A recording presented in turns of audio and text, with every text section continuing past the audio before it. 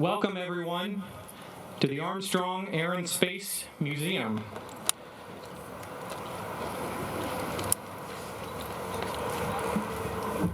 First, I would like to thank those that made this memorial service for Mr. Armstrong possible.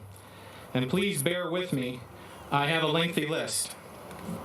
The Armstrong Air and Space Museum Association, the City of Wapakoneta, the Wapakoneta Area Chamber of Commerce, the Wapakoneta Area Economic Development Council, the Auglaize County Convention and Visitors Bureau, the Wapakoneta Daily News and the St. Mary's Evening Leader, the Neil Armstrong Airport, Auglaize County, the Ohio Department of Transportation, the Wapakoneta City Schools for providing our wonderful riser and podium, Gus Windsor for sound and light, TSC and Game Face Ohio, ooh, bright lights. They will be filming this, and it will be rebroadcast on Telephone Service Company Cable tomorrow at 7 p.m. on Channel 2. And lastly, I'd like to thank the Boy Scouts, who have done a wonderful job in the crowd. They would make Neil proud, they make us proud, and they will grow up to be fine young men. And thank you to all the other volunteers. I hope I didn't forget anyone. Thank you.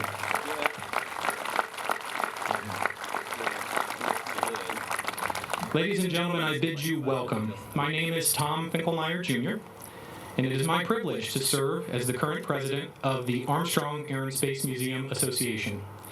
The Museum Association is a board comprised of local folks from all over Auglaize County that manage the museum on behalf of the Ohio Historical Society. The Ohio Historical Society is represented here in the crowd by George Kane, the Director of Historic Sites and Facilities, and Aaron Bartlett, the Regional Site Director, West.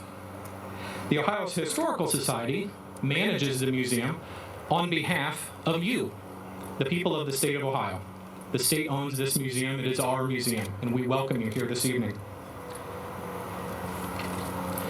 We gather here this beautiful evening to remember a man whose name this museum bears, a famously humble man. It was he that asked that the museum's name be changed from the original name, the Neil Armstrong Museum, to the Armstrong Air and Space Museum to try and diminish his personal achievements. He wished that we would focus on the entire space program and not he himself.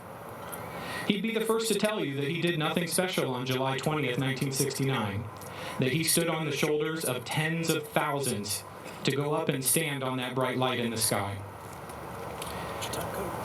It was more important to him that we remember the program and not the man.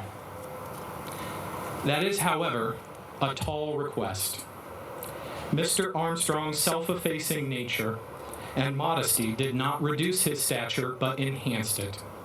The world loved him for being the first man, and they loved him more for not wanting any of the credit.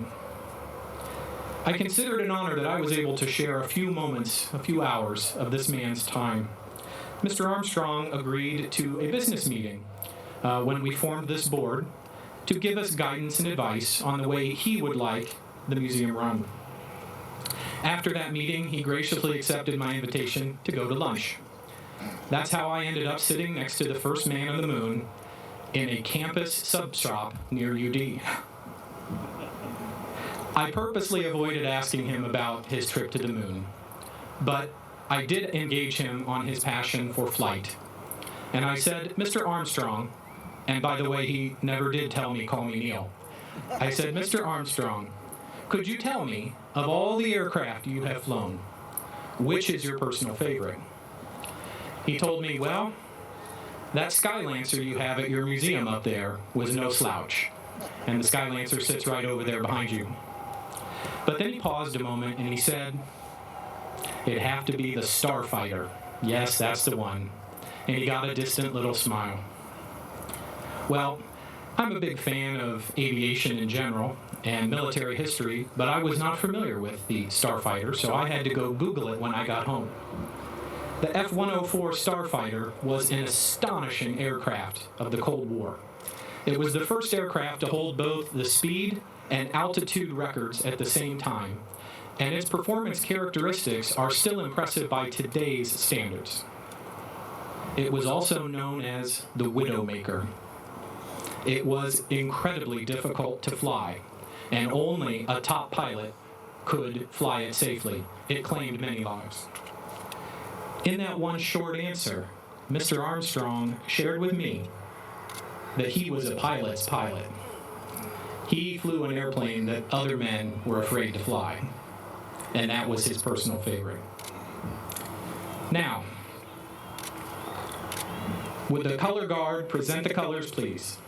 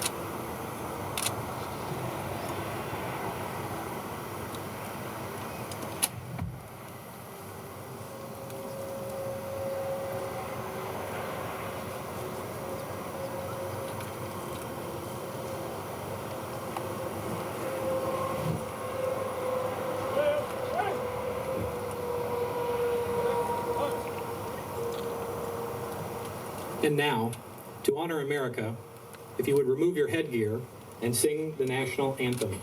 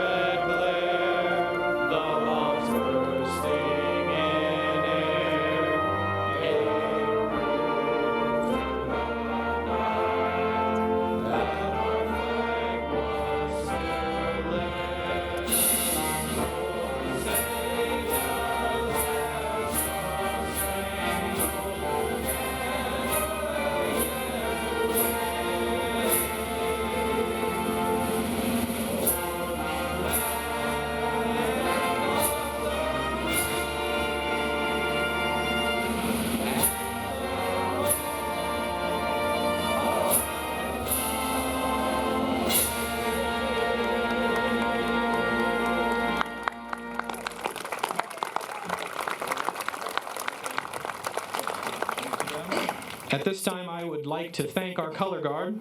We have the VFW, Veterans of Foreign Wars, Wapakoneta Post 8445, the Veterans of Foreign Wars St. Mary's Post 9289, and the American Legion Post 444 from New Knoxville. Thank you, gentlemen.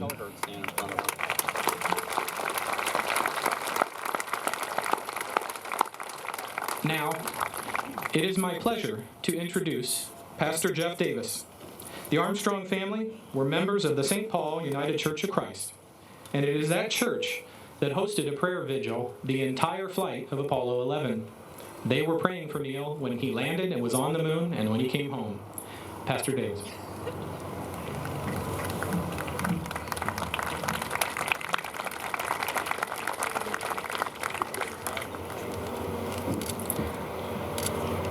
The psalmist sings, "When I look at your heavens, the work of your fingers, the moon and the stars that you have established, what are human beings that you are mindful of them, mortals that you care for them?" And the prophet Joel proclaims, "I will pour out my spirit on all flesh. Your sons and your daughters shall prophesy. Your old men shall dream dreams, and your young men shall see visions."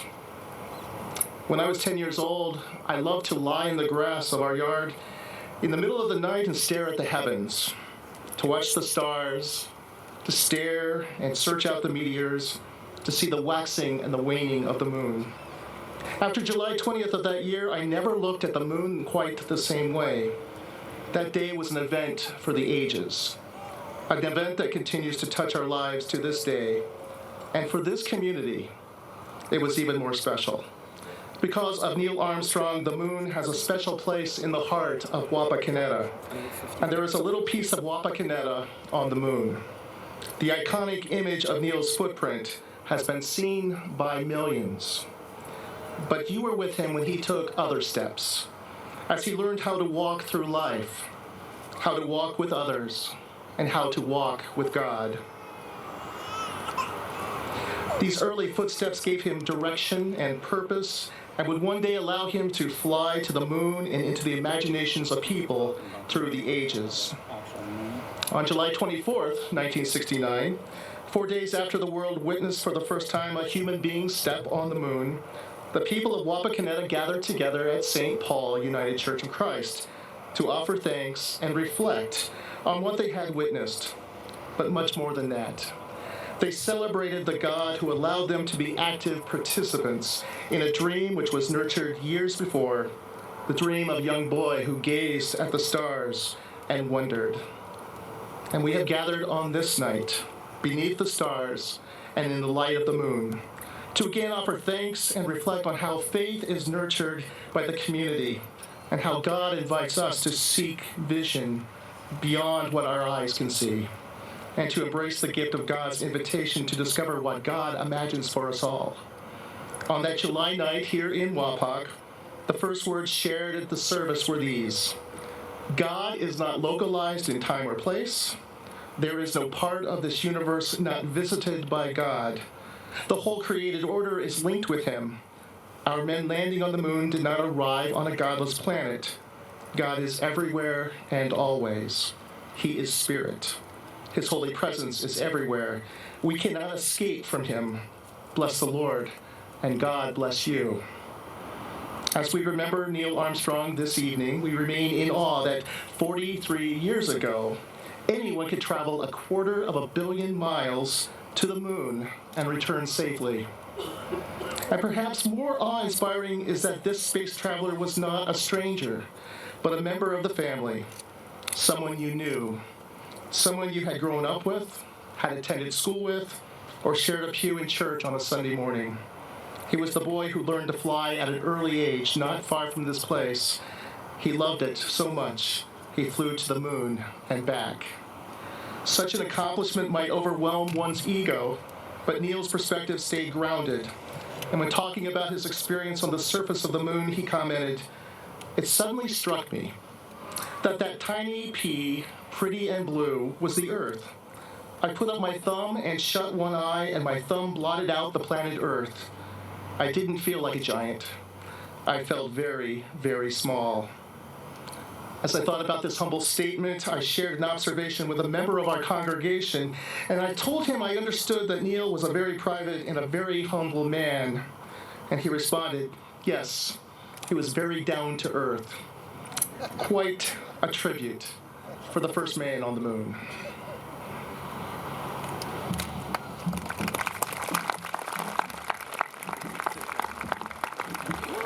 Thank you, Pastor. Yes, gentlemen, please sit.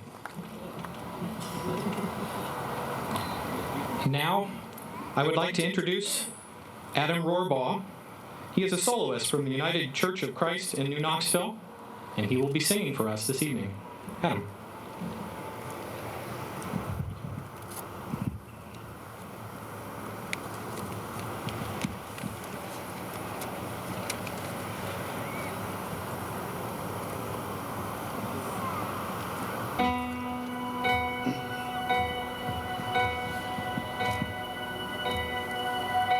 When I am down and oh my soul so weary, when troubles come and my heart burden be,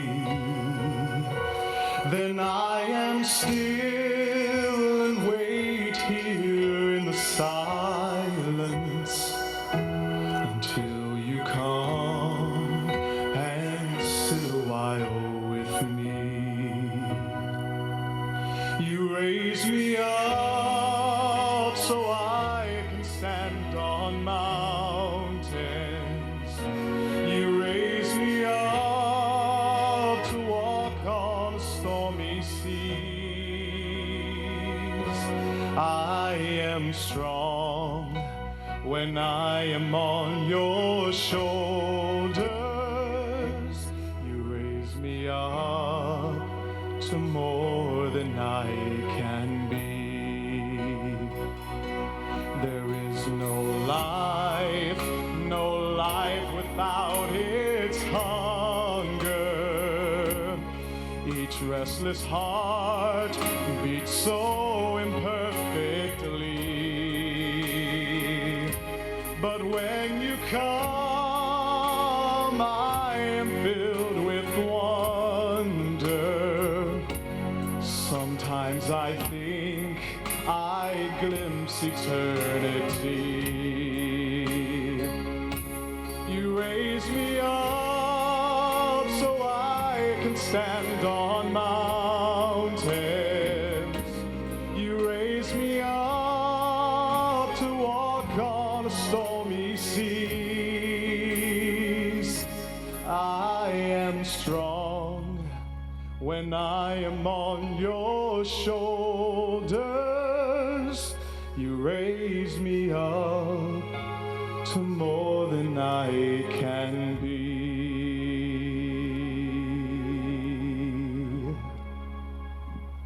You raise me up so I can stand on mountains.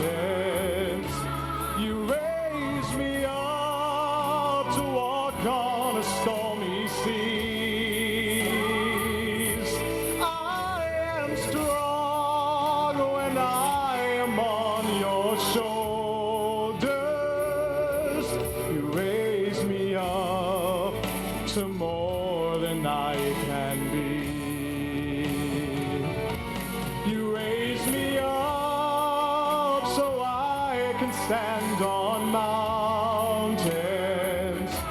You raise me up to walk on a stormy seas. I am strong when I am on your shoulders. You raise me up to more than I can be.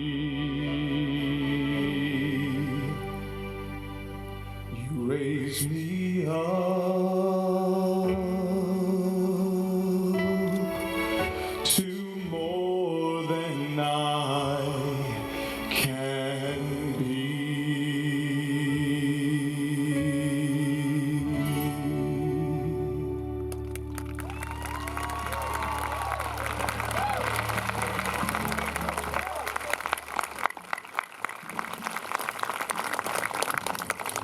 Ladies and gentlemen, Adam Rohrbaugh.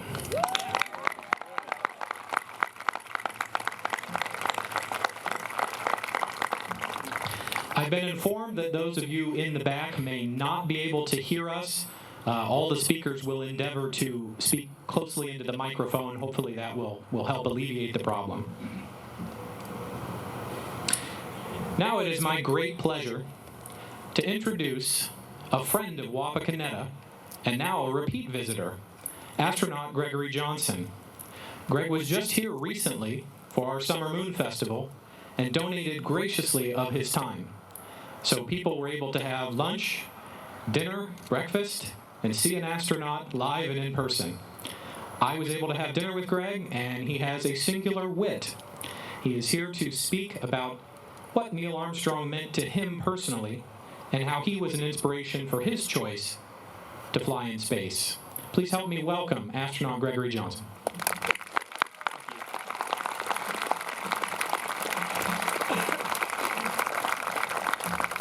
I have to say, it's amazing to be back in this wonderful town that embraces spaceflight. And the hometown of Neil Armstrong. My visit last month here on the 43rd anniversary of man's first walk on the moon, I never had any idea that I'd be back within a month. At a very solemn occasion, but celebrating a great man, a great hero to our world for having walked on the moon. I speak on behalf of the astronaut office. We have a pretty small group of astronauts now, just under 60, and today I had the privilege of flying with Chris Cassidy. He's here in the audience. He's one of the newest astronauts, actually, in Group 19. And Chris is going to fly with the Russians to the space station early next year. And so I will not get a chance to fly very soon, but he's going next year. And all of us from the Astronaut Corps would have loved to come up here, but the two of us are representing that group that is very inspired by the work of Neil Armstrong and all of the great Ohio astronauts. I remember when I was 7 years old, back in 1969, and I was at my grandparents' house just north of Detroit, just up the road a few hours here up Interstate 75, and I watched on a black and white TV as Neil Armstrong stepped on the moon. I was in awe. And at that point, I dreamed of becoming an astronaut. I would have never dreamed of having the opportunity to share some of my thoughts in his hometown here in Wapakoneta, in Wapak. Neil Armstrong, he came and visited the young astronauts. I was in Group 17. We joined in 1998. Chris was in Group 19. I believe he joined us in 2004. And some of the greats came to Johnson Space Center when we were young astronaut candidates and spoke with us. And Neil Armstrong was always my hero. And he came and spoke to us. And we got really excited. We thought he'd be telling us all about his first step on the moon. And we talked for 45 minutes. Not once did he mention it. He was humble. He was, as was said earlier, the pilot's pilot. He navigated a very difficult trajectory onto the moon with only seconds of gas left. He commanded a re-entry vehicle that had no roll channel.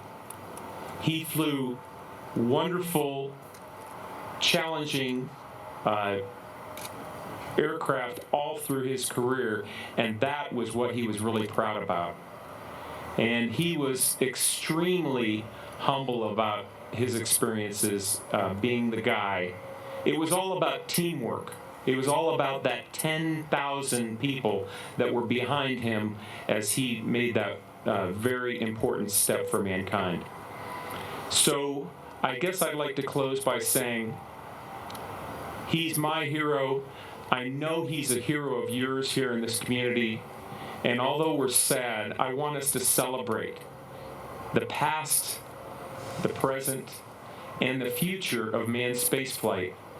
Neil Armstrong put a stake in the milestone, or in the timeline of space. And we are standing on his shoulders now. We must continue to invest. We must continue to expend energy to grow and to mature in manned spaceflight. And Neil Armstrong, if he were here today, that's what he'd be saying. So he's my inspiration, and he's an inspiration for future generations of space explorers. Thank you. Oh.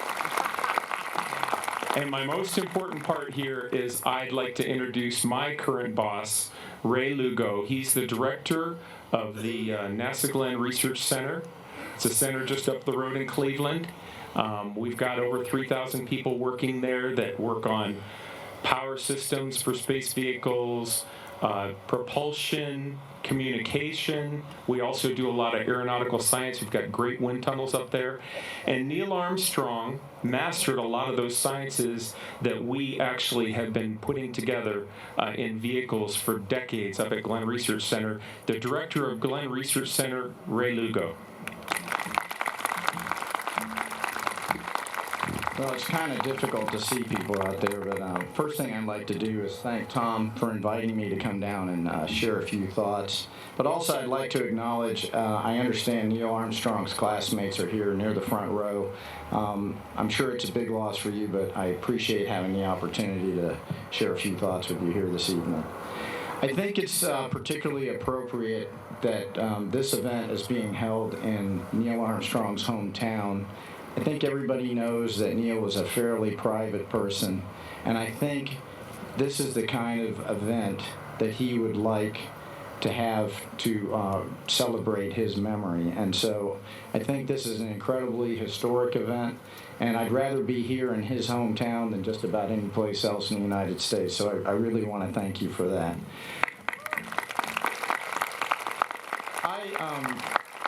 I would have to say that I'm a child of the Apollo program. I grew up not very far from the Kennedy Space Center in a little town called Merritt Island, Florida. It's probably not a lot different from this town other than we live on the beach and we have a lot of rocket launches in the backyard.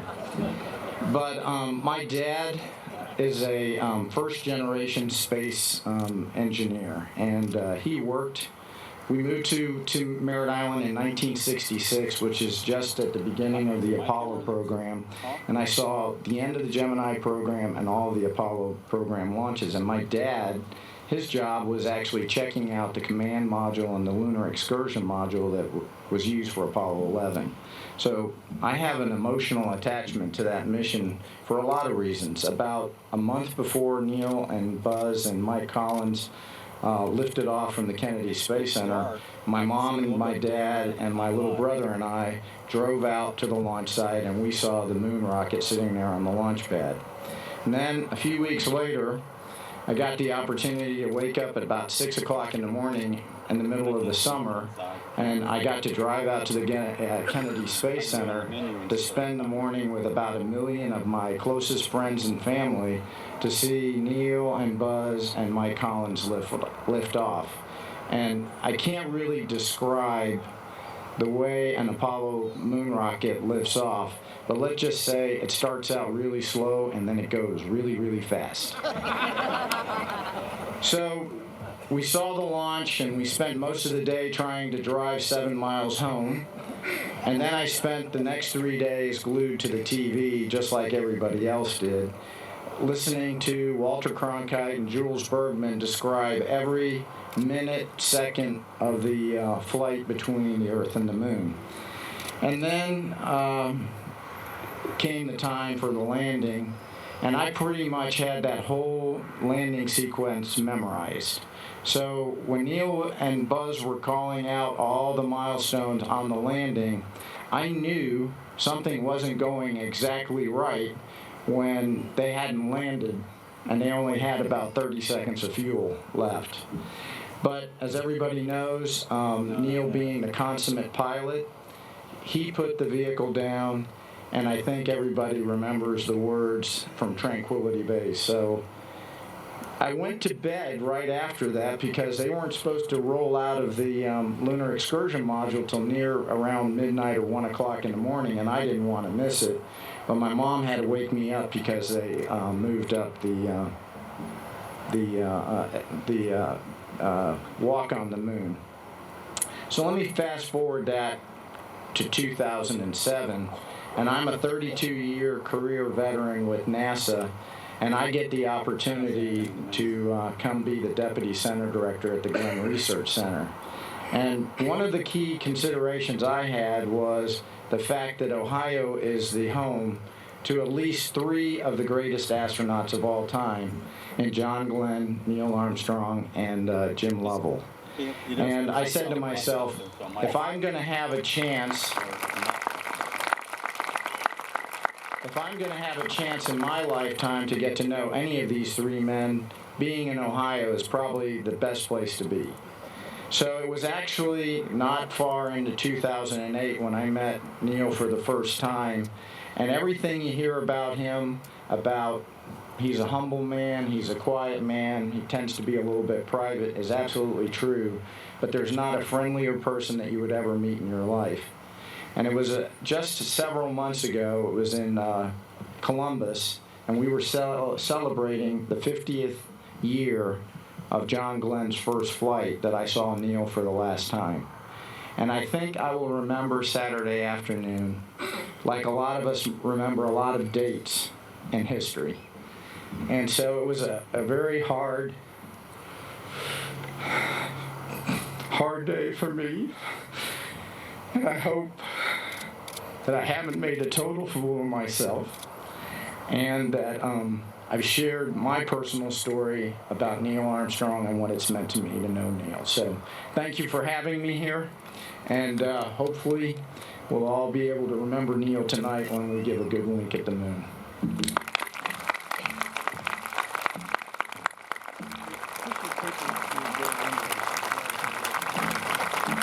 Thank you, gentlemen. Thank you for representing NASA here this evening. Gus, if we could switch to this mic, I was told that they're still having trouble in the back, but they could hear the soloist, so that we're going to try this one. So, is this one? Is it on? Just stay on the mic. Okay. All right. We will then move on to our next speaker. But first, I would like to point out that on the platform with us this evening, we have the current mayor of Wapakoneta, Mr. Rodney Metz, and 2 former mayors of Wapakoneta. First, Mr. Charlie Brading, also a former state representative, and our next speaker, former Mayor Don Whitwer. Don, would you join me at the mic? Right on as close as you can. Hopefully you can see it up there.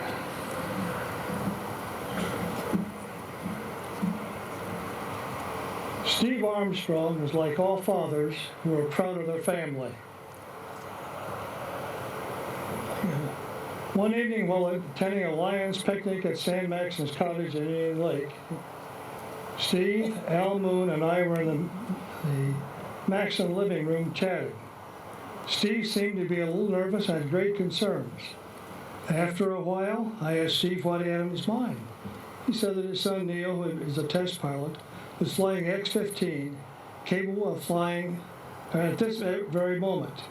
He mentioned the X-15 was capable of flying at 200,000 feet at a speed of 4,000 miles an hour. It was hard for me to imagine this was possible. The radio was turned on, and we all waited for the evening 10 o'clock news. We heard that the X-15 test was successful, and Neil landed safely. From that evening on, I was interested in learning more about Neil Armstrong. Neil was selected to be the commander of Gemini 8 mission to accomplish the first docking in space with the Agena booster. After a successful docking, a problem occurred, and Neil knew immediately that he had to undock. At the time the Gemini spacecraft started to roll 60 revolutions per minute. His quick analysis saved that mission. However, the spacecraft came down in the Pacific Ocean, far away from the planned return. Shortly after, a ship, the Leonard Mason, who was named after Leonard Mason of Cridersville, Ohio, picked Neil and David Scott up safely. Neil's engineering training and his ability to act quickly saved the Gemini mission. He completed his mission successfully, docking with another spacecraft. It was at that time that I had the opportunity to talk to Neil about coming to Wapakoneta for a homecoming. I had the opportunity to talk to him several times and ask if he had any preference of events for his homecoming. I found Neil to be quiet, reserved, professional individual, just doing what he liked best, his job. During a homecoming in April of 1966, the question came up that he might be selected, who would be selected to be the commander of the Apollo 11 mission to land on the moon. Fred Aslan and 4 others from NASA had a discussion while meeting at Brown's restaurant. Mr. Aslan felt that Neil would be selected based on his knowledge of the mission, his ability to act quickly. If and when concerns may become problems, he could analyze and solve the problem. It was unanimous with the group. A short time later, Neil was selected to be the commander of the Apollo 11 mission. During that flight, we all had our eyes glued to the television sets, watching and waiting. We waited and waited. But Neil, along with Buzz Aldrin and Mike Collins, proved that they could do the job they were trained to do and do it successfully. The landing, the walk on the moon, and return back to Earth as heroes for their accomplishments. They did the mission they set out to do, and they did it very well. Yes, Neil is a hero that the entire world would learn to know. His accomplishments were many. He remained a reserved, quiet man, a man from all who could relate. His numerous feats will be recorded history. He will be missed by all who knew him and loved him. He is and always will be a hero to the hearts of all who live in his hometown, Wapakoneta.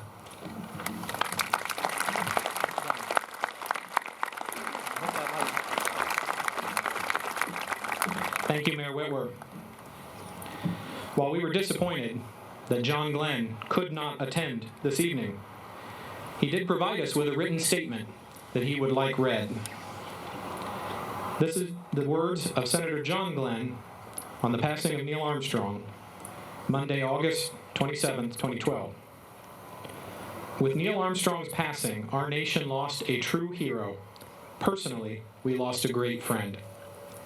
Neil will be forever remembered by not only Americans, but all people around the world as the first person to ever make a footprint on someplace other than Earth, stepping on the moon's surface in July 1969. Unknown to many, however, was Neil's earlier service to our nation as a distinguished and decorated naval aviator in combat during the Korean War. He followed that with tests and research flying of some of the world's most advanced aircraft, such as the X-15. In earlier days of the space program, he made the first space rendezvous flight during the Gemini program. Neil had a distinguished career as an astronaut, test pilot, aerospace engineer, university professor, and naval aviator. I will remember him best as a great friend. From Senator Glenn.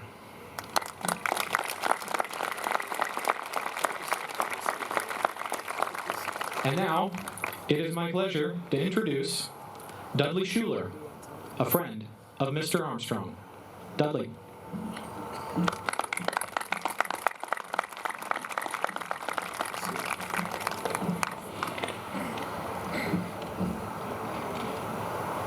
It's going to be a little difficult.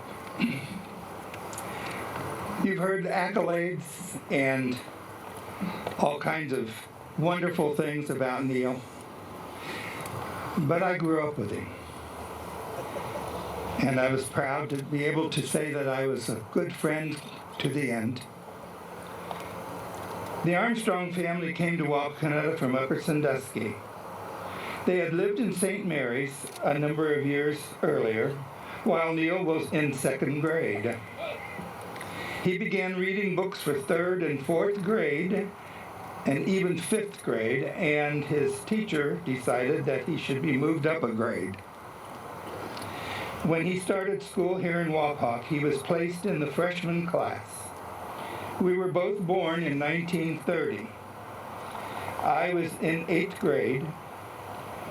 I joined the Scouts of Troop 14 at St. Paul Church, United Church of Christ, about a year before Neil came. He also joined the Scouts and was there.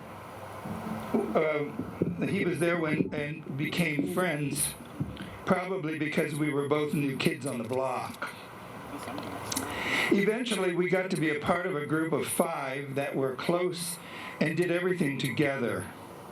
Now there are only 2 of us left. with the loss of Neil. The remaining member is Jack Stoudemeyer, who is also from Wapakoneta, who is at present an Alzheimer's patient living in Florida, in a Florida care facility close to his daughter. Neil has continued to keep in touch with her about his condition. Neil and I kept a continual email correspondence for many years. Sometimes when his siblings would get together, they would wonder where something or someone was in Wapakoneta and what had happened to them. He would email me. I usually could, whoops, I've got lost my light. Right back. Okay.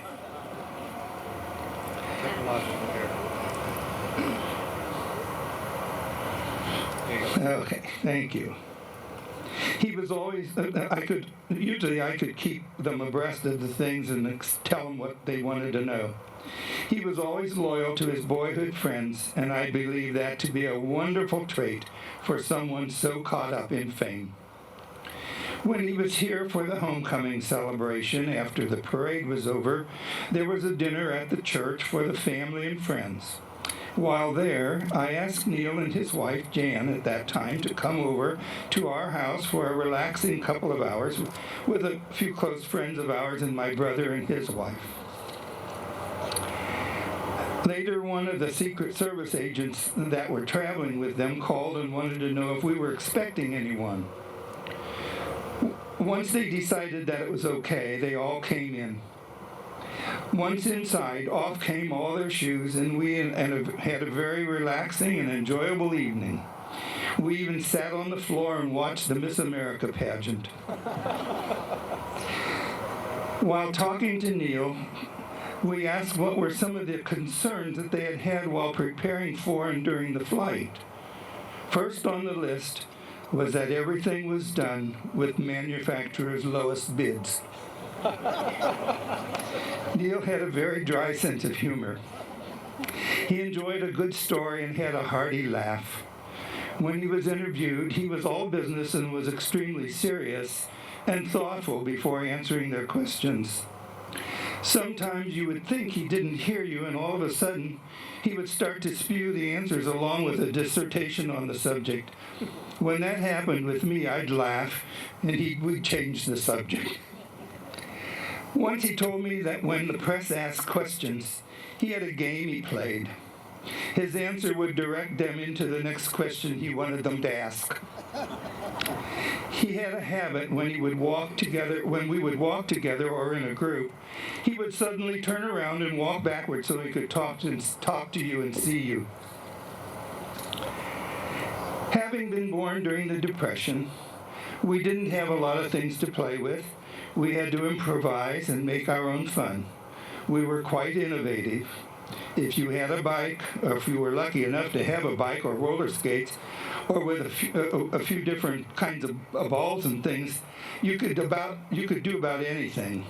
Sticks were bats and hockey sticks.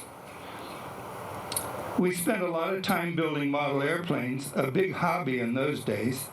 Neil tested them in the wind tunnel he built in his basement. Well, we also lit him on fire and threw him out the window. I was trying to be nice. A lot of us found jobs to earn money so we could do things, go to the movies, etc. Neil worked at the pharmacy, and I worked at the men's clothing store. We have a little light problem here. The assistant is so... It's all right. I might be able to do this. We learned good work ethics in those days. We always found time to have fun, however. The swimming pool was our biggest asset, and of course the Sweetland soda shop. That was our big hangout. I believe we lived through the worst of times, and also the best of times. In conclusion, there is a quote, the author is unknown, that seems to convey my feelings. Appreciate all that you have, especially your friends. Life is short, and friends are too few.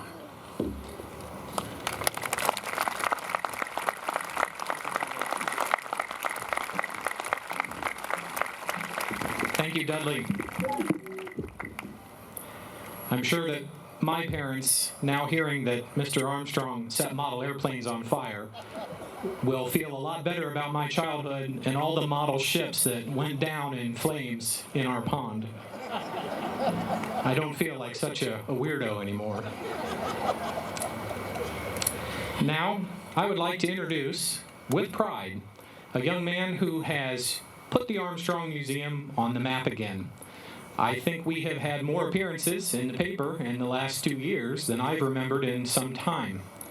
Christopher Burton, the executive director of the Armstrong Air Space Museum, will read a recollection by Dr. Tom Crouch, who is the curator of the Smithsonian's Air and Space Museum. Christopher.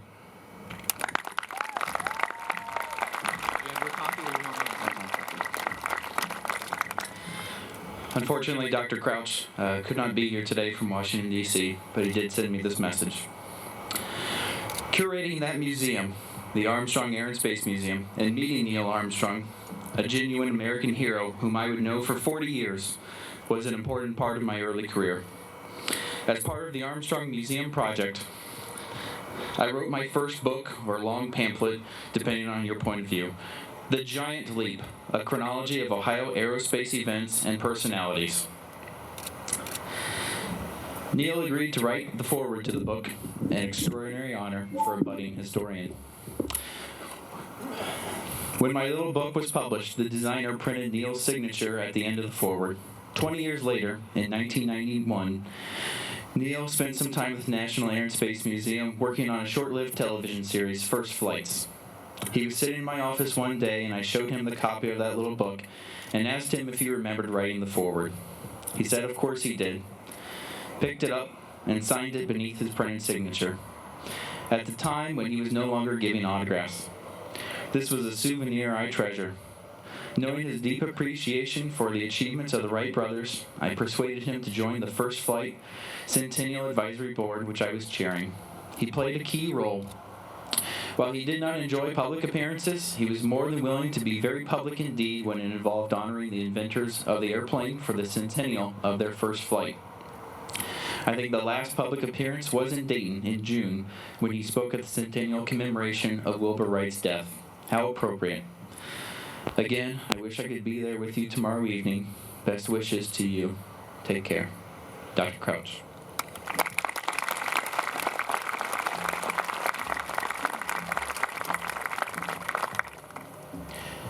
Thank you, Christopher. I have two brief announcements. There will be more of the memory cards at the tent at the beginning if you did not pick one up. And also the memorial book, if you'd care to sign it on your way out, will be located there. Now, it is my pleasure to introduce Don Schuler, formerly of Wapakoneta and now living in Dayton, who has some memories to share, a friend of Neil Armstrong. Mr. Don Schuler.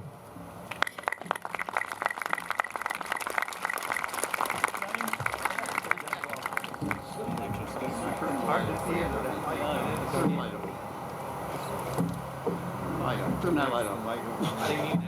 I don't need that. I can't see. I don't need that light. Where's the mic? Thank you. I've been here all evening, enjoying it. I'm here for one reason. I haven't been in town. Someone heard about the occasion. So I want to represent all the veterans that ever left Wapakoneta to fight in a war anywhere, including Neil. Now, I knew him as a kid. I saw him running around the streets. I heard Bill Reed talk about how he bothered him when he's out there trying to fly his airplane because I was wanting to take a ride. I knew his dad and his mother. I heard from Neil as a kid that he was an energetic, scientific-minded kid who aspired to be something of a flyer, and he turned out to be one hell of a fool. Now, I'm here because I have this to say. John Glenn said it all. He's a friend of mine. What he said about Neil hit. He's one great pilot. He fought, and he was a great test pilot. And he was picked out of a great bunch of men to be the one guy that did the job, walk on the moon to the first man and did. And I'm proud to be from Wapak too. And I'm proud to represent a lot of guys that died and came from this town and fought in World War II as pilots. And I'm proud of the fact that I helped make Neil's family and friends see him on television in their home on the Kelly edition when he landed on the moon. So they could see it on television, on national television, see NBC in their home. That was fun. Everything's been said about Neil, you could say. We should all remember. We had a lot of good friends and a lot of good guys come from Wapak. We've had famous people in Ohio, Wright brothers, Edison, John Glenn, Long Bob Ewing, Christian Snell, Congressional Medal of Honor winner, lots of them. But Neil was one exception. He was not only famous in Wapak, in Ohio, he's famous all over the world. And always will be remembered as the first man to walk on the moon, and he came from our hometown, Wapakoneta. My name and date on a stone out in Green Lawn, 6/18/22. The last of it's going to be put on someday. But before I go, I'm glad I'm here tonight. And I want you to remember all the friends that I've had and all the guys of your members of the family and all their history. Be proud of Neil. Be proud of the veterans of the foreign war, DFW, and I'm a life member. Remember them all. That's what Memorial Day is for. The last speech I gave in Wapak of importance I gave in front of the courthouse on Memorial Day to me in memory of all the Wapakoneta boys that died. And I could still read a list of about 20 of them if I had time.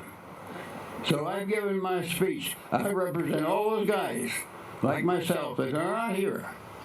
Thank God I'm here, and I thank you for giving me a minute to say what I had to say, because to represent a lot of people that couldn't be here. I am proud to be from the same town as Neil Armstrong, and we should all be. Thank you.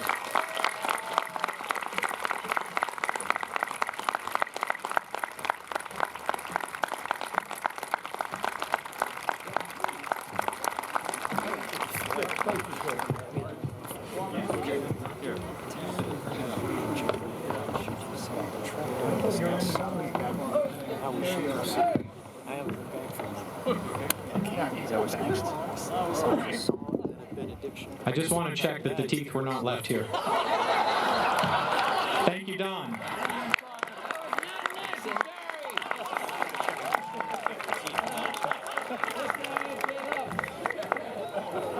I, too, especially appreciate his comments on the service of veterans.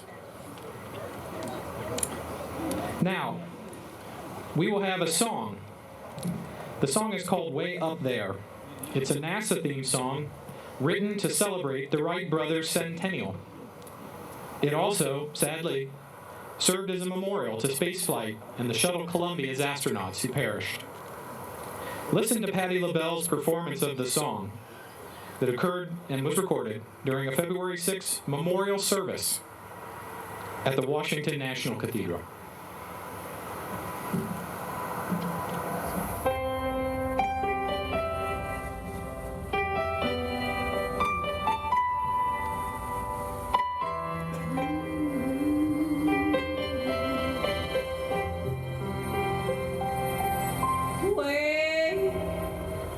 Way up there,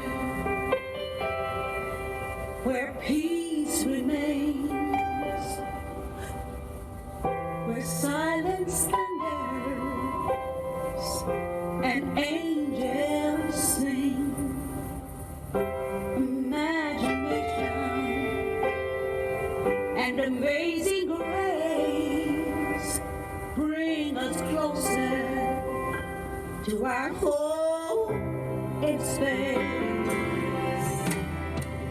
The stars all gather and illuminate to lead us safely through heaven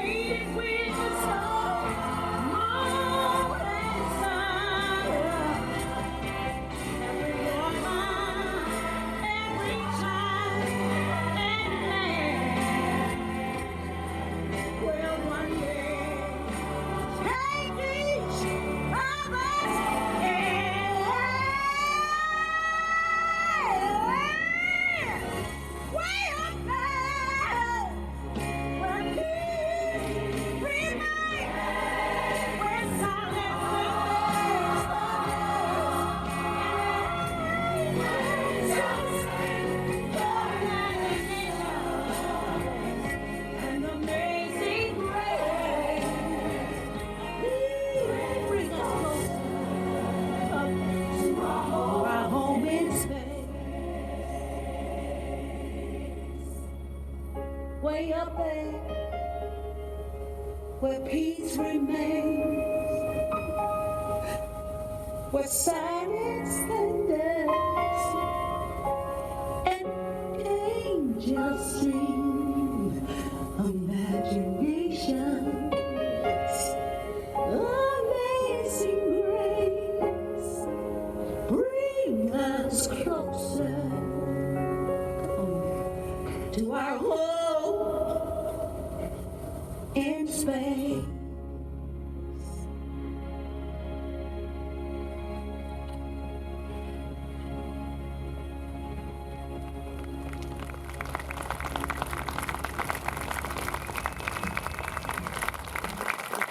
The incomparable Patti LaBelle. And I'd also like to say, I hope Don Schuler realizes I meant no disrespect. I hope my life is half as meaningful as a veteran like him. Don Schuler, everyone.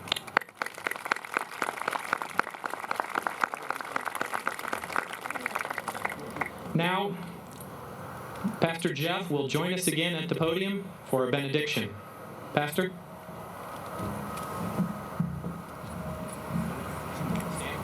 Yes, let us stand, please.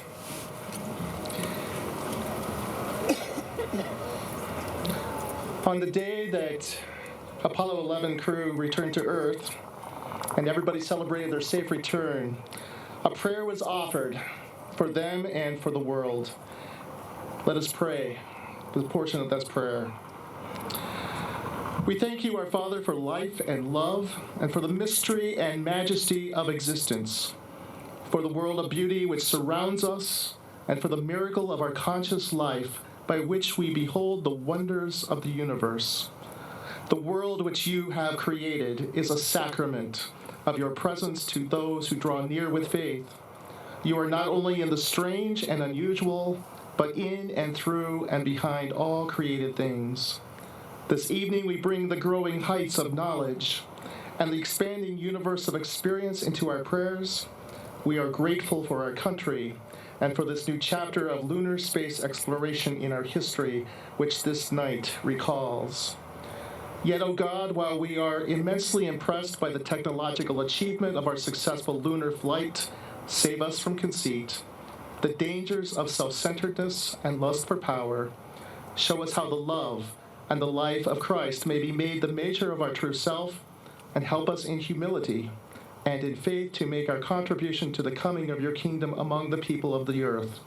May we ever live for the good of our church, our country, and our world, and to your glory we say, Amen. Amen.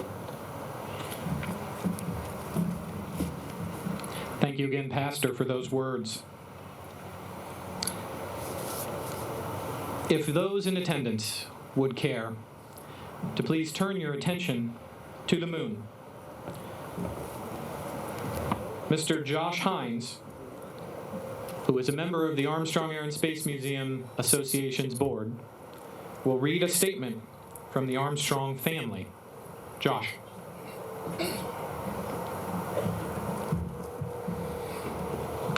Good evening. We are heartbroken to share the news that Neil Armstrong has passed away following complications resulting from cardiovascular procedures.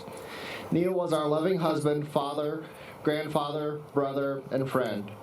Neil was also a reluctant American hero who always believed he was just doing his job. He served his nation proudly as a fighter pilot, a test pilot, and an astronaut. He also found success back home in his native Ohio in business and academia, and became a community leader in Cincinnati. He remained an advocate of aviation and exploration throughout his life, and never lost his boyhood wonder of those pursuits. As much as Neil cherished his privacy, he always appreciated the expressions of goodwill from people around the world and from all walks of life. While we mourn the loss of a very good man, we also celebrate his remarkable life and hope that it serves as an example to young people around the world to work hard to make their dreams come true, to be willing to explore and push the limits, and to selflessly serve a greater cause than themselves. For those who may ask what they can do to honor Neil, we have a simple request. Honor his example of service, accomplishment, and modesty, and the next time you walk outside on a clear night and see the moon smiling down on you, think of Neil Armstrong and give him a wink.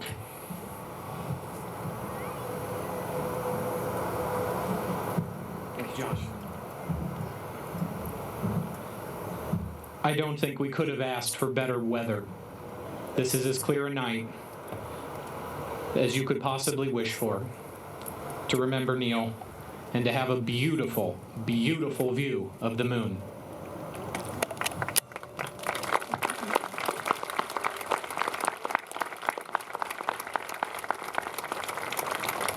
And now, our color guard will perform the traditional 21-gun salute and play taps in memory of Neil Alden Armstrong. 1, 2, 3.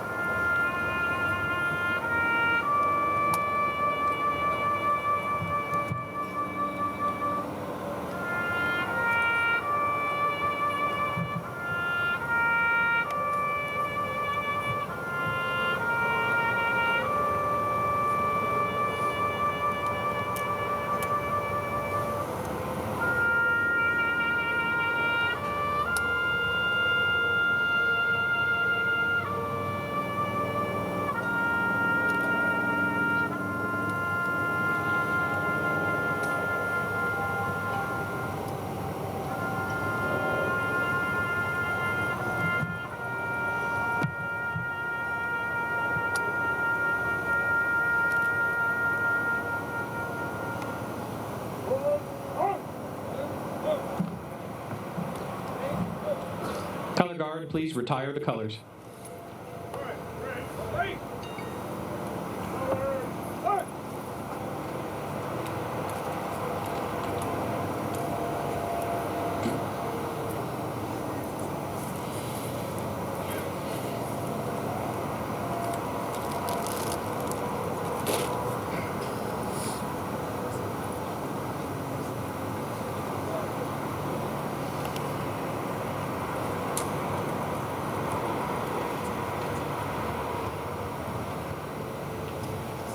Yep.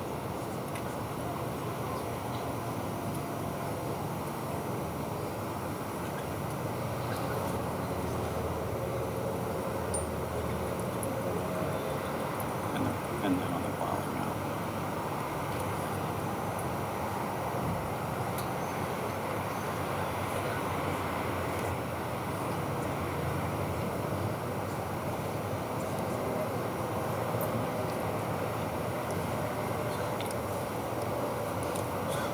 Ladies and gentlemen,